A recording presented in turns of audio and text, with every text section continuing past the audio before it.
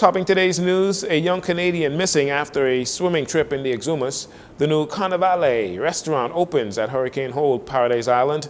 The medical field getting a boost in local talent. And where will the Way Forward Valley boys enter the Boxing Day parade?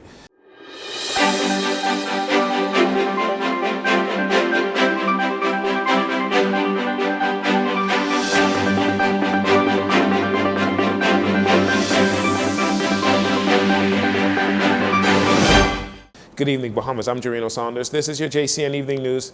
It's a pleasure to have you join us. Police on Exuma continuing their search for a Canadian man who went missing at sea on Monday. Reports say the 21-year-old went swimming with another male tourist around 6 p.m., this is nightfall, at a beach near their vacation rental unit. One of the men returned a short time later and reported to a nearby business operator that his friend was trapped in rough water and could not be located. Police officers conducted a grid search of the beach area, and they were not able to locate the missing man. Poor weather conditions is hindering search efforts, which are now at sea. Local weather forecasters had warned beachgoers to exercise extreme caution when entering the water because of strong winds generating high waves and rip currents. The missing 21-year-old is said to be a resident of Quebec, Canada. Hurricane Hole Super Yacht Marina got a new addition when the $12 million Carnivale Latin Fusion restaurant opened its doors on the weekend with events on Saturday and again on Sunday. Deputy Prime Minister and Minister of Tourism, Investments and Aviation Chester Cooper was the special guest after taking part in the groundbreaking ceremony in the summer of 2023. He described it as a great moment for Paradise Island and a great moment for the Bahamas, and an inspiration to other investors to choose the Commonwealth of the Bahamas.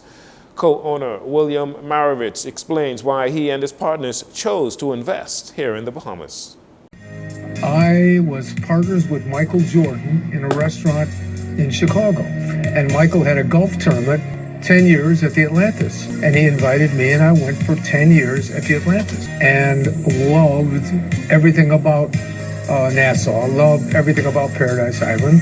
And about 8 years later, somebody called me and said, I have a friend who has a piece of property and he needs a restaurant on it. Would you be interested? The new restaurant will accommodate more than 350 people at a time with its iconic indoor-outdoor experience. Mr. Marovitz shared a little bit of what you can expect when you visit Carnivale. It's about entertainment from the moment you walk in the door to the moment you leave. Everybody having a good time in a great ambience, great food, wonderful service, and just having fun. Our motto is, we say yes to everything. So I look forward to welcome you at Carnival in the Bahamas, Paradise Island, Hurricane Hole. The only other location is the original Carnivale in Chicago, with another location coming soon in Miami. The new restaurant is expected to employ over 200 Bahamians, and they have pledged to engage local vendors in terms of food and other supplies for their restaurant. Many Bahamians often leave the country to seek a higher education and end up taking foreign job opportunities and staying abroad for a better life.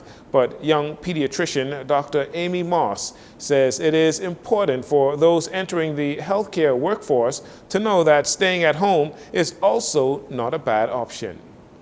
Initiatives like this, where just community involvement goes a long way, because the young doctors can see that they are actually appreciated in their country. Because a lot of times, if you just honestly open social media, we are getting bashed left, right, and center. So just people seeing that there's a need for us, people having a heart for us, it kind of encourages us to do our work more, and it encourages us to stay home, because everybody thinks it's better away. But when you see that your people actually appreciate you and value you, so when you speak to the high school students or someone who's thinking about it, you can tell them, well, you know, don't listen to the noise in the market, because this foundation does this or this one does this. So I know it may seem away, but our community still cares about us. And that Dr. Moss says interns transitioning from medical school, considering schooling in foreign countries, oftentimes knowing the community cares makes all the difference in their decision to remain at home.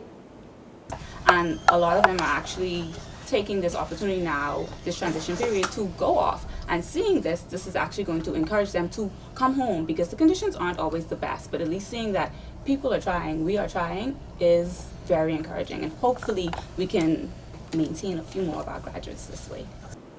Dr. Morris was PMH's Distinguished Intern of the Year in 2021. She was speaking at an event that launched the newly renovated Junior Doctors and Nurses Lounge courtesy of the Aiden Karen Foundation. Also from the medical field, if you or a family member have ever been hospitalized, you would know that patient care is very critical. The first cohort of the Patient Care Assistant Program graduated from the Public Hospitals Authority Academy on Monday. 26 students participated in an intensive 14-week program that provided them with both theory and clinical skills. Dr. Aubenette Roll, Managing Director of the PHA, had this to say to the graduates who are now ready to put their training into practice. Ladies and gentlemen, the graduates before us today have completed a vigorous 14-week training program that consisted of class instruction, clinical experience, and 3 weeks of intensive internship in a clinical environment, all under the guidance of dedicated preceptors. Each graduate has successfully completed a total of 445 course hours. 187.5 is theory and 257.5 practical hours. Completing these hours was mandatory for successful graduation, and this achievement is certainly worthy of an applause. Yeah. Patient care assistants play a valuable role in helping registered nurses care for patient needs. Minister of Health and Wellness, Dr. Michael Darville, who delivered the keynote address, gave the graduates some sound advice. It's important because I do go to our hospital and I go to our clinics and I find people who have developed the wrong attitude as it relates to healthcare services. When I became a doctor, I made a commitment to myself and my God that every patient that I have the opportunity to be beside, I will give them the quality of care as if it was a loved one in front of me. And I want you to carry that with you, because you're going to have loved ones who come to these facilities. They're going to come stressed out. They're going to come really concerned about their health. And sometimes their attitude may not be right. The patient attitude may not be right. But you have an awesome responsibility to neutralize that situation and bring the patient back to an element where they receive the appropriate care. Are you with me? Yes. Am I going to see you on the wards with the right attitude? Yes. Am I going to see you taking care of our loved ones as if they're your own? Yes. Thank you so much. The minister also announced plans for 2025, including a partnership with the Bahamas Baptist University College. And finally in this segment, a damper on the festive season as another Bahamian icon has passed away.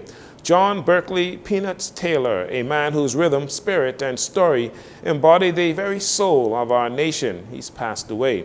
In a message earlier today, Prime Minister Philip Davis said he and his wife Anne Marie are deeply saddened. He said Peanuts Taylor was a man whose rhythm, spirit, and story embody the very soul of our nation, and that his contributions extended far beyond his music, nurturing and inspiring countless young Bahamians.